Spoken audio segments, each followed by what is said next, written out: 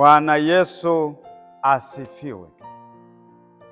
Ninakusalimu mtoto wa Mungu mpendwa, mwana wa Mungu, familia ya Mungu.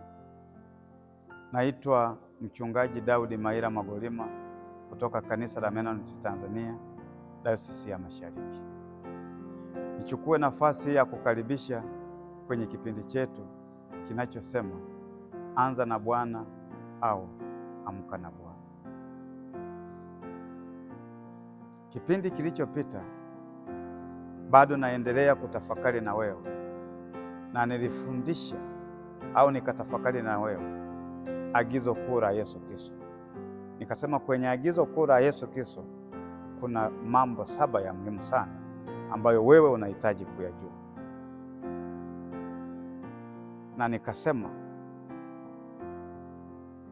kipindi kilichopita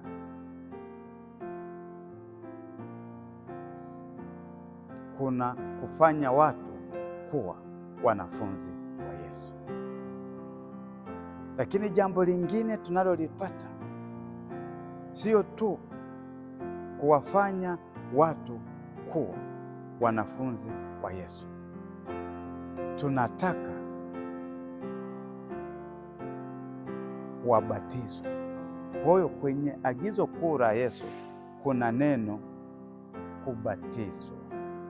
Ndio maana Yesu kwenye Injili ya Mathayo 28 ule mstari wa 16 hadi 20, Yesu anawaambia, enendeni mkawafanye watu kuwa wanafunzi wangu, mkiwabatiza kwa maji katika jina la Baba na Mwana na Roho Mtakatifu. Tunapokuwa tunaongelea ubatizo juu ya agizo kuu la Yesu, sikiliza, tunapokuwa tunaongea juu ya ubatizo kuhusu juu ya agizo la Yesu, tunamaanisha upandaji wa kanisa au kuwa mwanachama wa kanisa la Kristo. Bwana Yesu asifiwe. Tunapokuwa tunaongelea ubatizo au kubatizwa kwenye agizo kuu la Yesu, tunamaanisha upandaji wa kanisa au kuwa mwanachama wa kanisa la Kristo. Watu wengi wanakuwa wanachama wa madhehebu. Watu wengi wanakuwa ni wanachama wa makanisa ya mahali.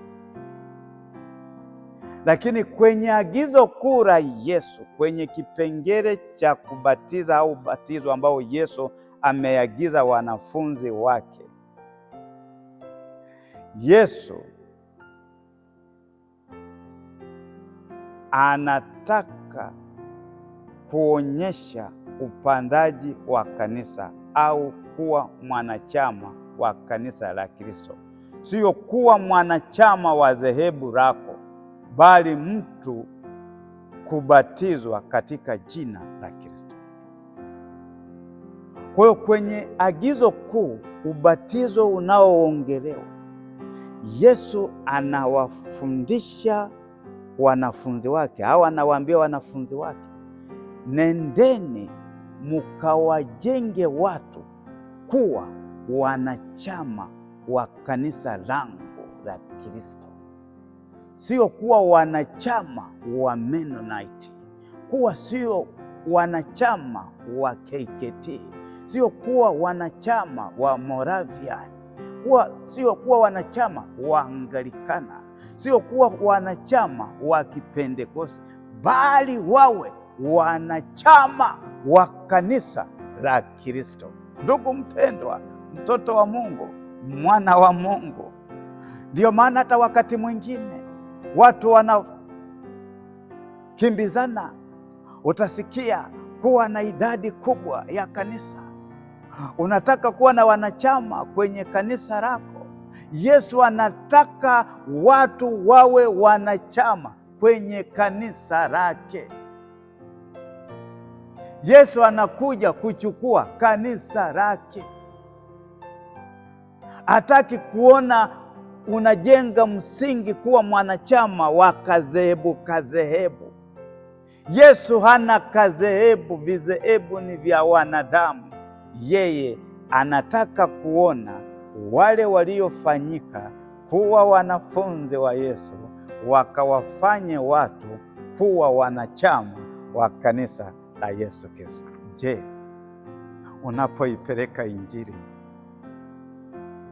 unawafanya watu kuwa wanachama wa kanisa la Yesu Kristo, au unawahubiria habari za dhehebu lako, udhehebu wako? Wengine wamekuwa watenda dhambi kwa sababu ya udini, wamekuwa watenda dhambi kwa sababu ya udhehebu. Kumba usaidii. Kwenye agizo kuu tunapata kuwafanya watu kuwa wanachama wa kanisa la Yesu Kristo aliye hai. Mungu anisaidie, hata mimi anisaidie. Nilipokuwa nikitafakari hapa kwenye ile agizo, vitu vilivyopo kwenye agizo kuu la Yesu, nilipokutana na kipengele hiki, inawezekana wakati mwingine nilikuwa nahubiri udini. Mungu, asante kwa kunisaidia. Kumbe tunahitaji kuwafanya watu kuwa wanachama wa Yesu Kristo. Asante Mungu. Watoto hao wanaonifuatilia, wanaotenga muda wao wa kufuatilia mafundisho haya, wasaidie mahali popote walipo, sehemu yoyote wanakokwenda, wahakikishe wanawafanya watu kuwa wanachama wa Yesu Kristo. Wanawafanya watu kuwa kanisa la Yesu Kristo. Hilo ndilo kanisa Yesu analitaka. Tusaidie sana. Mungu, asante sana. Endelea kutufungulia milango ya baraka na neema. Ni katika jina la Yesu Kristo naomba na kushukuru. Amen.